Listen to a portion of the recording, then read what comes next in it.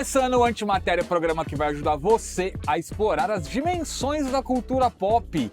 E hoje a gente vai falar de personagens de um filme que está estreando nos cinemas e que talvez eles não sejam muito bem o que estão vendendo para vocês, viu? Vamos falar de Thunderbolts asterístico, Jeff. A gente tem que falar asterístico. Asterístico. Mas é assim, personagens que... Quem acompanhou a Marvel 20 anos? Por aí? Quem acompanhou esses 20 anos de Marvel talvez conheça algum ou outro. Não na formação que eles vão aparecer, mas se você quer ir de paraquedas... Quase 20. Você tem esse programa pra ajudar, né? 6, 7, 8, deixa eu ver. Ele tá contando ainda. 17 anos. Ô, manas, cara. 17 anos. Já foi. Já foi. Mas a gente acompanha 17 anos. Deixa eu contar pra vocês que matemática não é o nosso forte, definitivamente. Não, porque somente começou em 2008. Eu só falei quase, é que ele começou a fazer a conta, entendeu? Mas é. Mas eu irei muito mais além. Como assim, mais além? 1997. 1997 você voltou, então. Então você não foi além, você voltou. Além do que vocês estão falando. Não. Eu já falei, matemática não é nosso forte.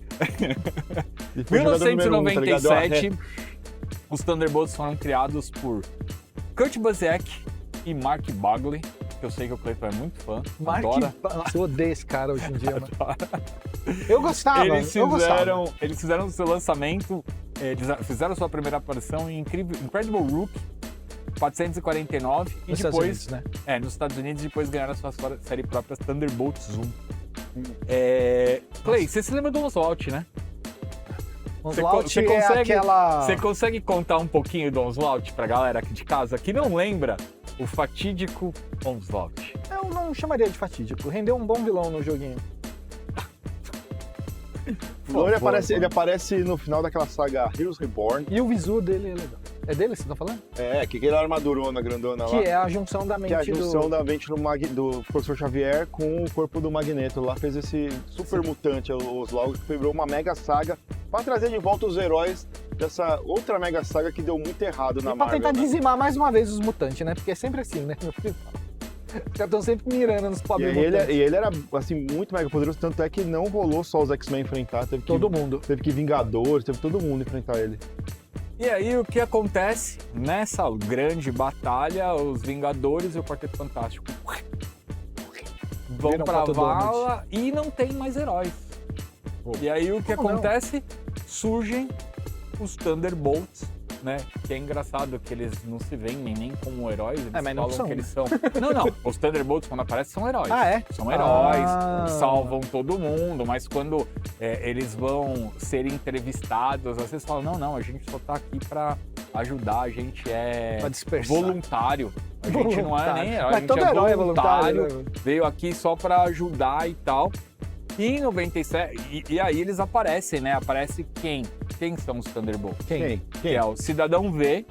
Esse não aí. Conheço. A gente vai falar quem é ele. Conhece. O Match 1. Não tenho a menor ideia. Tecno.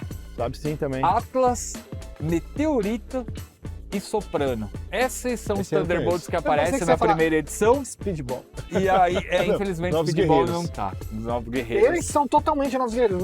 E aí eles aparecem, salvam a galera, posam pra fotos, dão pronunciamento como heróis voluntários. Termina tudo isso, aí corta, né, pra uma sala.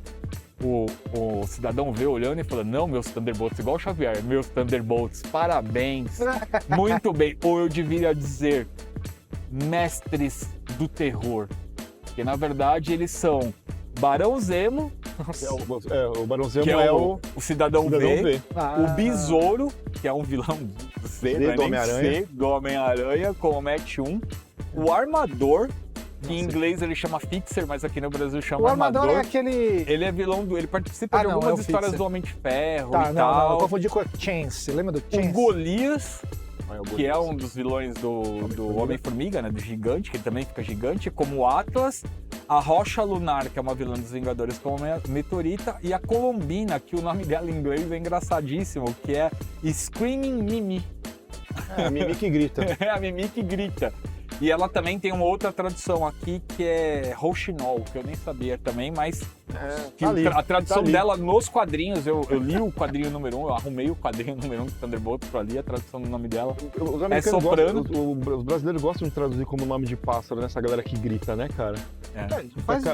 Não pode deixar de achar que faz um pouco de sentido também, né? Porque O Banshee faz sentido. o Banshee... Mas o que é Banshee? É uma lenda celta de um espírito que grita e mata com grito. O que é Banshee no Brasil?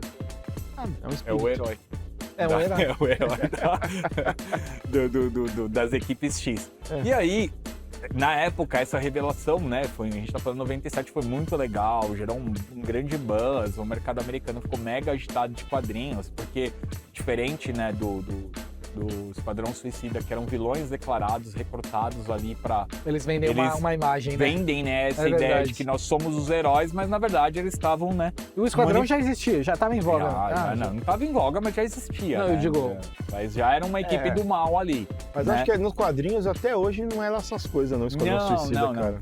E aí, óbvio, né, que ao longo do tempo tem um grande choque, né? Quando os Vingadores voltam, os Vingadores obviamente descobrem que eles são os vilões, e aí tem uma saga, inclusive, inteira, em 8 edições, que é Vingadores versus Thunderbolts, Mas aí né? eu vejo por um lado, se os vilões, né, que tidos como vilões, estão fazendo atos heróicos, por que os heróis vão querer implicar com E eles? você sabe que isso é legal, que isso é muito debatido, porque no meio disso tudo, alguns vilões começam a se sentir bem fazendo heroísmo. Aí, ó.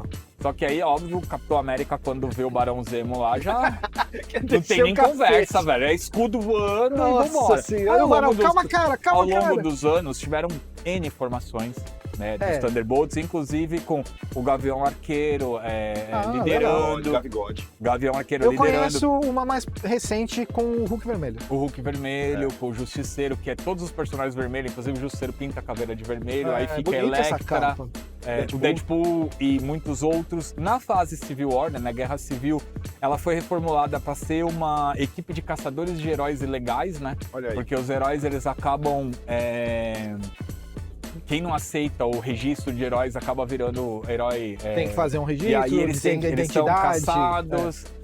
Durante o Reinado Sombrio, foi o Norman Osborn que controlou eles por um período. Essa parte foi né? muito tensa, foi muito legal também. E aí o Jeff falou, né, da equipe vermelha, né, Justiceiro, Deadpool, Electra, né, e eram outros personagens violentos, pesados. Tinha aí o do Venom universo lá também. Marvel. O Venom também usando a caveira vermelha, a aranha vermelha, enfim.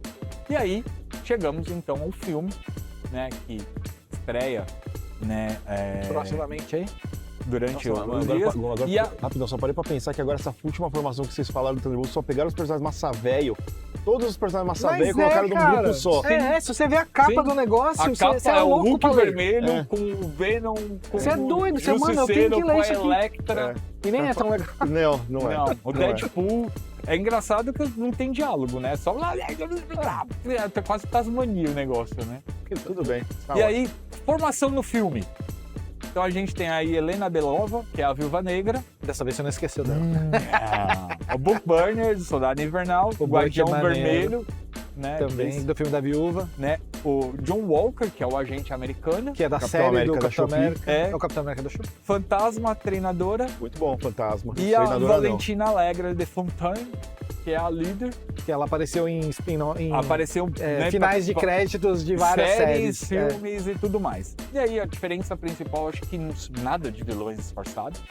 Né? Eles são quem Eles são quem eles são, Verdade. né? E, enfim, e anti-heróis, né? Alguns vilões que são vilões mesmo, que não estão usando, né, a roupagem de um O outro Buck herói. tá perdido aí no meio, né? Porque Porque o Buck é herói, ele, né? ele é julgado pela sociedade como vilão, mas ele nunca foi vilão porque ele tava com lavagem cerebral. Sabe esse papo? É. Ele foi perdoado por quem precisava Mas perdoar ele. ele é no filme do Capitão América ele virou até senador, mas isso alguma provavelmente coisa. vai ser explicado agora, Ah, tá. entendeu? Então beleza. Então beleza, você tá Até falando... o momento, até esse exato momento, nada de Barão Zemo liderando. Então, a gente verdade, tem né? A, Nem no a crédito. Valentina, né? Poderia Mas ser o Barão ele, né? Zemo está dentro do MCU, ele tá lá na ativa. Ele tá vendo, tá E na que é cabeça, muito ó. bom esse barão. O ator que faz O ele ator é muito bom. O cara é muito bom, Eu cara, gosto na dele moral. Muito também. bom. Tem uma tonalidade menos enganosa, porque o quadrinho dos Thunderbolts era literalmente eles tentando enganar a população todo o tempo. Eles são aqui mais trabalhando como uma zona cinzenta, assim, né? Como uma Black Ops. A gente nem né? sabe direito por que a eles gente foram não contratados, sabe. né? O ponto principal, que é muito parecido, é que nesse momento não tem Vingadores. Isso, eu achei muito legal isso. Né? Inclusive o começo do trailer dos Thunderbolts fala, olha, os Vingadores não vão vir. Seja em lore, seja na vida real, não tem Vingadores. Não tem Vingadores. Os caras não tem como salvar Isso a pele de é ninguém. igual o quadrinho, né, de origem. E aí você tem a Valentina sendo o cérebro da operação, a pessoa que vai reunir, né, os Thunderbolts ali pra... Essa a gente realmente não sabe a índole dela ainda, tá ligado? Tipo, todo o resto da equipe a gente sabe um pouquinho de cada um e, tipo, dos filmes que a gente viu, mas a Valentina a gente não sabe direito o que porque ela nos quer. quadrinhos ela já foi espiã, já foi da SHIELD, mas ela é mais conhecida como Madame Hydra também, né? Então, A Valentina? então vai saber. Eu não sabia disso da Madame Hydra. Ela é uma, em teoria, ela é uma vilã. Ela é vilã. Ela é uma vilã.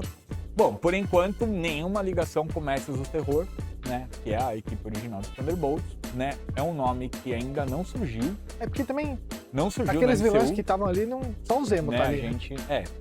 Nenhum daqueles vilões apareceu. Esse é um X demais pra aparecer o Besouro, pô, mano. Talvez a Sony faça uma adaptação do Besouro pro Golias cinema. o Golias apareceu. A Golias apareceu, é verdade. Ele é o Lawrence Fishburne. Ele é o Lawrence filme Fishburne. do Homem-Formiga 2 lá. Não, É. não é verdade. Chocado.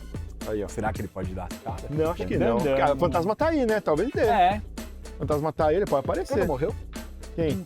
O Lawrence Fishburne? Ele morre no filme? Não lembro. É que, cara, o Homem-Formiga é tão esquecível que... Vou deixar essa incógnita pra você de casa procurar depois falar pra gente. Porque eu não lembro mesmo. Não, eu tô pensando aqui, mas eu não lembro. Mas vamos lá, voltando aqui pros Thunderbolts. Não, é porque eles puxam umas coisas. Ai, mano. Bugou. Não buguei. Parecia aquele esse negócio de loading do PlayStation 1, tá ligado? Tá batendo os tamborzinhos. Mas Thunderbolts é uma equipe que originalmente surgiu como uma das mais intrigantes, uma grande mentira e que acabou sendo uma grande mudança dentro do universo dos quadrinhos da Marvel. A gente vai continuar falando de quadrinhos, filmes e muito mais daqui a pouco. A gente vai para um rápido intervalo. Agora tem Future Boy Conan e a gente volta já já com muito mais Antimatéria.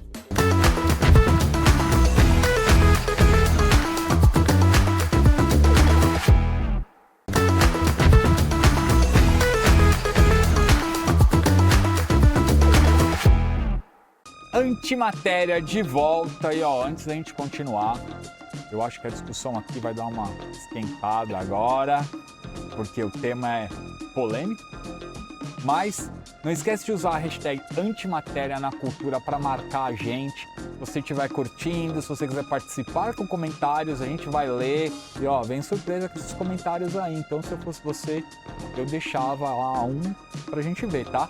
Se você não segue a gente ainda, tem o QR Code aqui na tela para seguir. E se você quiser marcar o @coantimatéria, se você estiver jantando, se você estiver assistindo a gente, tira uma foto, posta lá marcando a gente que a gente vai compartilhar no nosso perfil oficial e você vai aparecer no nosso Antimatéria, beleza? Bom. E com tantos super-heróis ficando famosos no cinema, vem aí uma pergunta. Jeff, o que vem primeiro? O ovo ou a galinha? O super-herói do cinema. É isso. É isso que ele perguntou pra mim, né? A verdade Mas o ovo vem primeiro. A verdade nua e crua. O ovo. Depende. O cinema virou o chefe e Você os assistiu quadrinhos... Prometheus. Cala a boca. Ele não quer deitar, eu vou chamar o diretor. A verdade nua e crua é: o cinema virou chefe e hoje os quadrinhos são mais inspirados pelo cinema. Vocês concordam, então? Eu concordo, eu acho que a gente tem que optar, eu digo o Disney. A indústria. A indústria. A gente tem que optar pelo que dá mais dinheiro. E no caso, o cinema dá muito mais dinheiro e visibilidade do que o quadrinho. Porque Eu optar por mais dar dinheiro também. quer queira, quer não, o quadrinho ainda é nicho. Tipo, por mais que a gente goste pra caramba e que as vendas tenham aumentado e que mais gente tenha conhecido super-herói por causa de quadrinhos ou não aí, mas o quadrinho ainda é nicho e o cinema, cara, engloba muito mais pessoas ainda, salas, depois o filme vai para outros serviços e por aí vai, assim. É uma indústria bilionária que, obviamente, vai influenciar o resto, sabe? Mesmo que a origem do herói seja o quadrinho, hoje em dia o cinema tem uma influência muito maior. É muito mais fácil você panfletar com um quadrinho do que esperar ter sorte, né? De quadrinho dar bom e depois ir pro cinema. É uma escolha sábia, eu diria. Eu acho que a gente viu em primeira mão essa transformação acontecendo logo depois que saiu o filme do Homem de Ferro. Que é muito mais fácil depois eles falarem assim, olha, tipo, tá vendo? O quadrinho é igual ao filme ali, em vez de falar, tipo, não, o filme não tá igual ao quadrinho. Porque assim, o cara vai olhar o Downey Jr. no quadrinho, né? Olha o Downey Jr. então, porque o Homem de Ferro, primeiro que ele nem parecia com o Robert Downey Jr. no quadrinho, ele usava um bigodinho, É só assim. bigodinho. Era só um bigodinho. Ele era um babaca, o Homem de Ferro, lá no quadrinho. Ele não era legal com as pessoas, tem várias sagas que você vê isso daí. E aí, quando vem o Homem de Ferro... O Happy Hogan, né, que é esse personagem que todo mundo ama. Nossa, ele era maltratado. Ele era maltratado, cara. Aí só o diretor dele. Então, e aí você tem o Downey Jr. dando uma nova cara pro...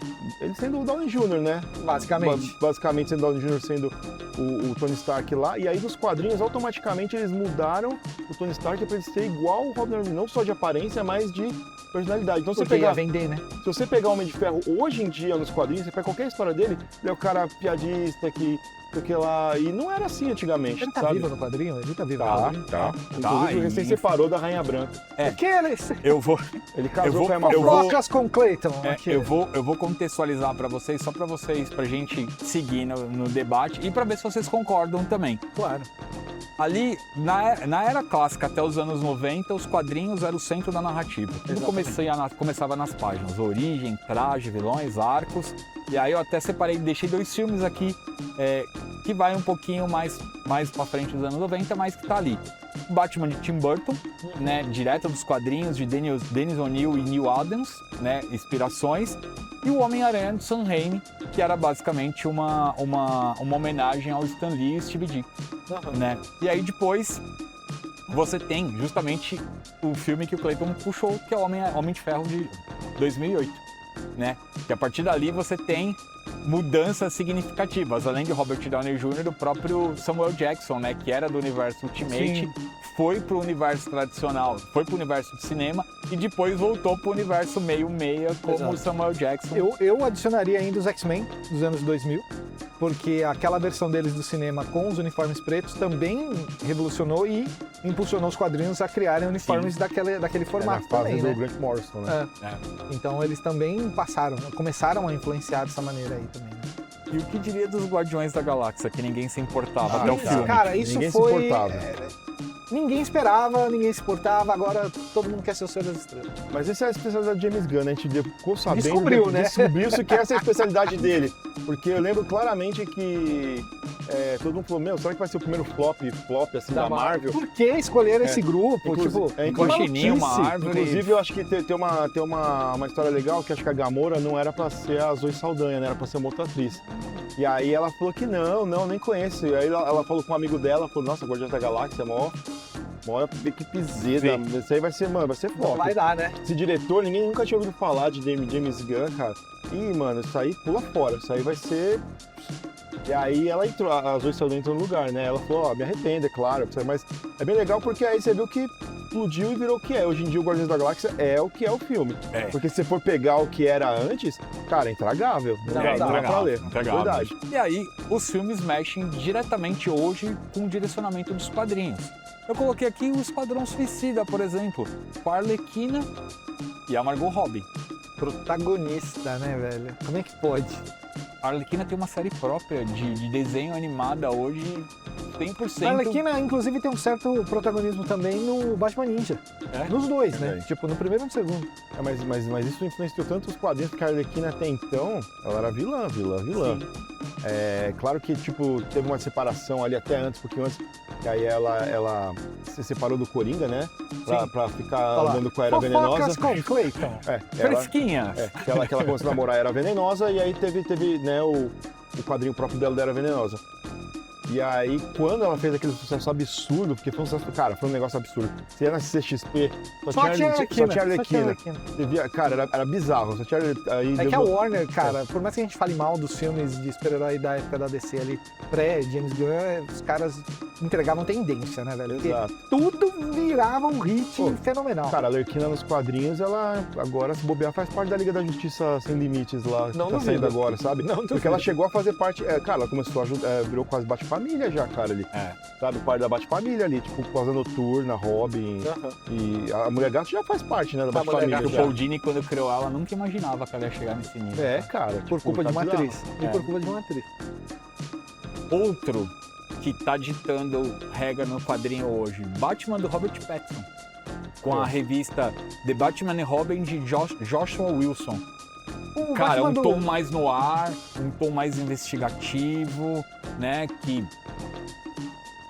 Ele sempre foi, né, investigativo, mas eu ia perguntar até se o Batman do Pattinson estava influenciando mais o novo, o absoluto. Cara, você sabe no sentido de ser cru, tá ligado? Não. Mas ele foi muito baseado, o do Pattinson, numa história que a galera nem curte tanto, que é o Batman Rush. Mas o filme fez tanto sucesso que eles vão fazer Batman Rush 2, inclusive com a mesma equipe criativa. Eu acho que é o Jim Lee e o... Então, mas calma. Não é o nome do cara. É Rush. É o Rush. Então, Rush é outra coisa. Não, o Batman Rush. Do que aqui é o Silêncio, né? É o Silêncio. É o Silêncio. Aqui ficou Batman Silêncio. Que dizem que o Silêncio é o vilão do segundo filme, inclusive, do Batman. Eu pensava que era o vilão do primeiro. Do jeito que a história estava sendo contada, mas ele parecia ser o vilão do primeiro, tá ligado? Mas parece. Porque a animação, se você assistir a animação, tem no Max. E tem essa questão do Rush, que foi o único quadrinho que explorou esse lado bizarro da família Wayne, né? Digamos assim. Que é bem bizarro, né? Sim. Mas acho que até a própria história, o quadrinho do Batman e Robin atual que tá rolando, o Batman tinha perdido a grana, ele tá morando num apartamento com o Damian. E não tem mais poder. Assim. E o que falar de Flashpoint e crises multiversais que são usadas em animações e, bom, e o Flash, coitado, Os caras acharam a fonte. Os caras acharam... O Flash é o garoto reboot. Os caras acharam a forma mais fácil de rebootar, de fazer qualquer coisa no cinema, no quadrinho, que é multiverso. Acharam, tá aí, cara. Não tem nem que se preocupar mais em... Ai, meu Deus, como é que eu vou trocar esse personagem? Não, multiverso. É isso.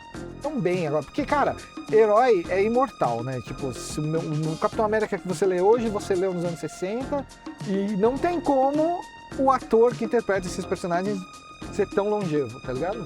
Tipo, o Steve Rogers... Não, a CGI resolve, mas... Ainda quero viver até o ano que a gente vai poder transferir nossa mente para os corpos robóticos, pro Futurama, assim, ó. Ô, Black Mirror, calma lá, segura. Mas não, agora... cara, não tem como. Eles precisam trocar os atores. E essa saída, eu acho uma saída super engenhosa em termos de evitar ter que reiniciar tudo. Só por isso também, porque eu não acho engenhoso, eu acho preguiçoso. Inclusive, eu acho que o lance, a gente já falou aqui no programa do Universo Ultimate atual da Marvel, que o Homem de Ferro no Universo Ultimate atual da Marvel, ele não é adulto, ele é uma criança. Não, criança não, é um moleque de 18, 19 anos. O garoto. E aí chamam ele de Garoto de Ferro, não chamam ele de Homem de Ferro. É uma boa saída também. Entendeu? E aí eu acho que isso é tudo, cara, plantado, porque depois os caras trazem, porque o Robert Downey Jr. não vai ser mais Homem de Ferro, ele vai ser o Dr. Destino. Eles vão trazer um Homem de Ferro novo, que vai ser um menino novo, pra já ficar com o Homem de Ferro por alguns anos aí. Então aqui eu deixei só alguns pontos, só pra gente estar caminhando pra reta final, só pra... O Jeff já falou, o cinema lucra bilhões, né? Os quadrinhos vendem milhares, às vezes menos, né? Os filmes criam personagens, looks, arquiteturas narrativas que depois viram cânon gibis, né? E aí o lado negativo disso é que os quadrinhos perdem autonomia criativa. Isso é uma pena. Né? E o marketing em volta todo perde essa autonomia também. E a nova geração conhece os heróis primeiros pelos filmes do que pelos quadrinhos. Isso é ok. Quer dizer, ok mais ou menos, porque ler é mais legal do que assistir, isso é fato. É verdade. Bom, então a gente chegou a uma conclusão. Menos Antimatéria. Antimatéria é mais legal você assistir. Não tem quadrinho da Antimatéria ainda. Não. Não tem o mangá. Ainda não. Né? Mas tem muito quadrinho antigo ainda que pode ser arsenal para Hollywood. Né? Tem muita coisa que os caras podem ir buscar. E a gente vai contar pra vocês toda vez que surgir alguma coisa nova, né? Tem Demolidor aí que tá usando um monte de coisa, um monte de referências aí. A gente vai ficando por aqui. Tem mais Antimatéria amanhã aqui na TV Cultura. Então a gente conta com vocês aqui amanhã no mesmo bate-horário.